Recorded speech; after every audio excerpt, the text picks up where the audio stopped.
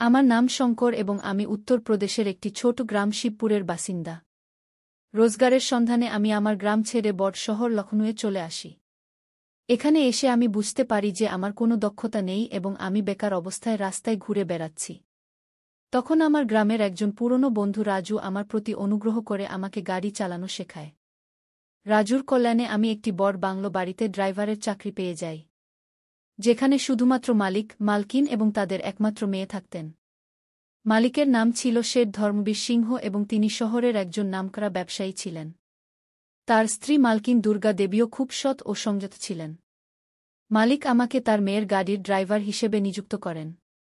তার মেয়ের নাম ছিল গৌরী এবং সে ছিল একটি সুন্দর ও বুদ্ধিমতী মেয়ে। গৌরী লখনউয়ের একটি নামী কলেজে পড়ত। আমার কাজ ছিল তাকে প্রতিদিন সকালে কলেজে পৌঁছে দেওয়া এবং সন্ধ্যায় ফিরিয়ে আনা। প্রায়শই সে সন্ধ্যায় তার বান্ধবীদের বাড়িতে যেত। তখনও আমি তাকে নিয়ে যাওয়া ও আনার ব্যবস্থা করতাম। আমি গ্রামের একজন সরল মানুষ এবং আমার সম্মানের ব্যাপারে খুব সচেতন ছিলাম। আমি কখনো গৌরীর দিকে তাকিয়ে দেখিনি। আমার দৃষ্টি সবসময় মাটিতে বা রাস্তায় থাকত। গৌরী পথে প্রায়ই আমার সাথে কথা বলত এবং তার জীবনের গল্প শোনাত। তার বান্ধবীদের গল্প শোনাত এবং কখনো কখনো তার ভবিষ্যতের স্বপ্ন বলত। আমি শুধু মাথা নেড়ে উত্তর দিতাম বা খুব প্রয়োজন হলে এক দুটি শব্দে কথা শেষ করতাম। সে পড়াশোনায় খুব ভালো ছিল এবং সবসময় ক্লাসে প্রথম হতো। গৌরী এমন একটি বাড়িতে জন্মগ্রহণ করেছিল যেখানে সে সবকিছু সহজেই পেত। যখন সে নতুন গাড়ির আবদার করল, তখন তার বাবা তাকে সঙ্গে সঙ্গে একটি চকচকে নতুন মার্সিডিজ কিনে দিলেন।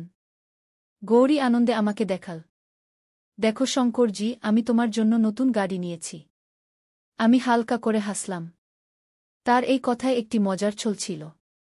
গৌরী প্রায় কথায় কথায় আমাকে টিটকারি দিত এবং আমাকে বাধ্যহীন করার চেষ্টা করত। কিন্তু আমি সবসময় আমার সীমার মধ্যে থাকতাম। কখনো তাকে এটা বুঝতে দিতাম না যে আমি তার কোনো কথার ভুল অর্থ করছি। সে যখনই কেনাকাটা করতে যেত, আমার জন্য এবং আমার ছোট বোনের জন্য কিছু না কিছু অবশ্যই আনত, কারণ সে জানত যে আমার ছোট বোন লক্ষ্মীর বিয়ে হতে চলেছে। সে একবার আমার বোনের জন্য একটি সুন্দর লেহেঙ্গা এনে বলল, শঙ্করজি, এটা লক্ষ্মীর জন্য। বলো, গৌরী দিদি দিয়েছে। আমি তার আচরণ ও অভ্যাসে খুব প্রভাবিত হয়েছিলাম। কিন্তু আমি কি জানতাম যে এই গৌরী একদিন আমার চরিত্রে কলঙ্ক লাগাবে। একটি অপ্রত্যাশিত মোড এবং অনিশ্চিত পরিস্থিতি। গৌরীর অল্প বয়সেই বিয়ে ঠিক হয়ে গিয়েছিল এবং সে শীঘ্রই তার মাসির ছেলের সাথে বিয়ে হতে চলেছিল। তার ভাবী স্বামীর নাম ছিল রাজেশ। সে প্রায়ই গাড়িতে ফোনে তার বান্ধবীদের সাথে রাজেশ সম্পর্কে কথা বলত। কখনো তার গুণগান করত, কখনো তার শরার্তের গল্প শোনাত। আমি সবসময় এই কথাগুলো থেকে অজানা থাকার চেষ্টা করতাম এবং আমার মনোযোগ রাস্তায় রাখতাম। একদিন মালিক ও মালকিনকে হঠাৎ দিল্লি যেতে হয়েছিল। মালিকের বড় ভাই, যিনি দিল্লিতে থাকতেন, তিনি খুব অসুস্থ ছিলেন এবং শেষ সময়ে তার ভাইকে দেখতে চেয়েছিলেন। গৌরীর পরীক্ষা আসন্ন হওয়ায় বাবা-মা তাকে বাড়িতে রেখে যেতে বাধ্য হন। যাওয়ার সময় মালিক আমাকে এই দায়িত্ব দিলেন যে আমি গৌরীকে কলেজে নিয়ে যাওয়া ও আনার কাজ পুরো সততার সাথে করব এবং তার খেয়াল রাখব। আমি 2 বছর ধরে তাদের সাথে কাজ করছিলাম এবং তারা আমার উপর খুব বিশ্বাস করতেন। তারা জানতেন যে আমি কখনো তাদের মেয়ের দিকে ভুল দৃষ্টিতে দেখিনি। মালিক ও মালকিন 1 মাসের জন্য দিল্লি চলে গেলেন এবং আমি পুরো সততার সাথে আমার দায়িত্ব পালন করতে লাগলাম। আমার ছোট বোন লক্ষ্মীর বিয়ে আসন্ন ছিল এবং আমার টাকার খুব প্রয়োজন ছিল। আমি গৌরীকে কলেজে পৌঁছে দিয়ে কাছাকাছি মেকানিকের দোকানে চলে যেতাম এবং সেখানে বসে কাজ শিখতাম যাতে অবসর সময়ে কিছু অতিরিক্ত উপার্জন করতে পারি। আমার ছুটি ছিল রাত 8:00 বাজে হয়ে যেত এবং আমি চাইতাম যে তারপর মেকানিকের দোকানে বসে আরও কাজ করি যাতে দ্রুত আমার বোনের বিয়ের জন্য টাকা জমা করতে পারি। যখন মালিক বাড়িতে থাকতেন না, তখন আমি দ্রুত ছুটি পেয়ে যেতাম কারণ গৌরী বেশিরভাগ সময় বাড়িতেই থাকত। দেখতে দেখতে 1 মাস কেটে গেল। মালিকের বড় ভাই জীবনের খেলায় হার মানলেন। সেই রাতেই গৌরীর ফোন পেলাম। সে বলল তার স্বাস্থ্য ভালো নেই এবং আমাকে অবিলম্বে তার কাছে আসতে হবে। হয়তো ডাক্তারের কাছে যেতে হবে। গৌরীর কথা শুনে আমি খুবই উদ্বিগ্ন হয়ে পড়লাম। রাতের এই সময়ে বাংলোর ভিতরে যাওয়া ঠিক ছিল না।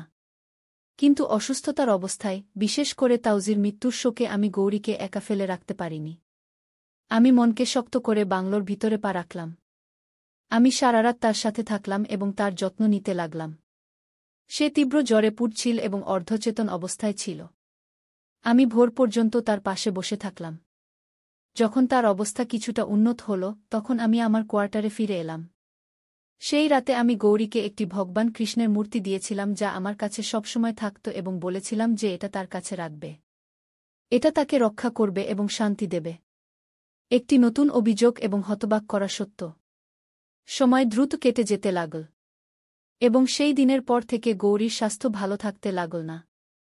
সে খুবই বিমর্ষ হয়ে পড়ল।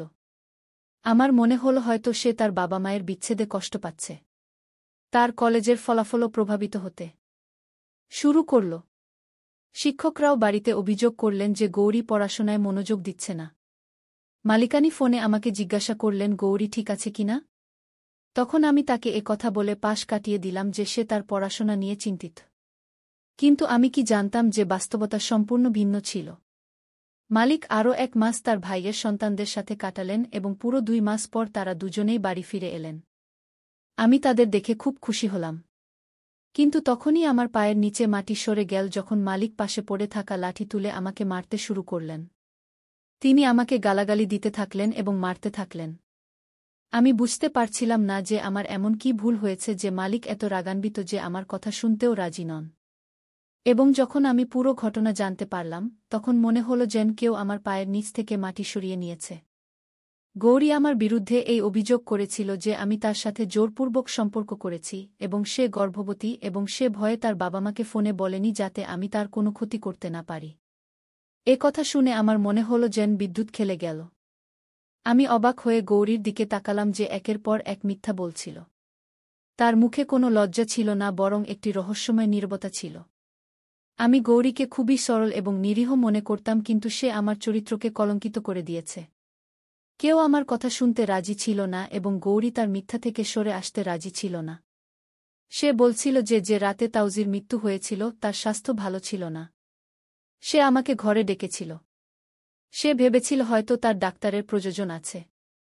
কিন্তু আমি তাকে হাসপাতালে নিয়ে যাওয়ার বদলে তার সাথে অন্যায় করে বসি। মালিক পুলিশ ডেকে আমাকে জেলে পাঠানোর সিদ্ধান্ত নিলেন। কিন্তু গৌরী তাকে থামিয়ে দিল। সে তার বাবাকে বলল যে এমন করলে তাদের সম্মান নষ্ট হবে। গৌরীর বাবা আমাকে চাকরি থেকে বরখাস্ত করলেন এবং আমি খুবই বিপদে পড়লাম। আমার কাছে করার মতো কোনো কাজ ছিল না এবং এত দ্রুত আমাকে অন্য চাকরিও মিলছিল না। অথচ আমার বোন লক্ষ্মীর বিয়ে এসে গিয়েছিল। আমি মালিকের দেওয়া সেবক কোয়ার্টারে থাকতাম এবং এখন আমার থাকারও কোনো জায়গা ছিল না। আমি মালিকের কাছে অনেক অনুরোধ করলাম, হাত জোট করলাম। এমনকি আমার বাবা মায়ের কসম খেয়ে বললাম যে আমি নির্দোষ। কিন্তু সব বৃথা। তাদের কানে কোনো কথা গেল না।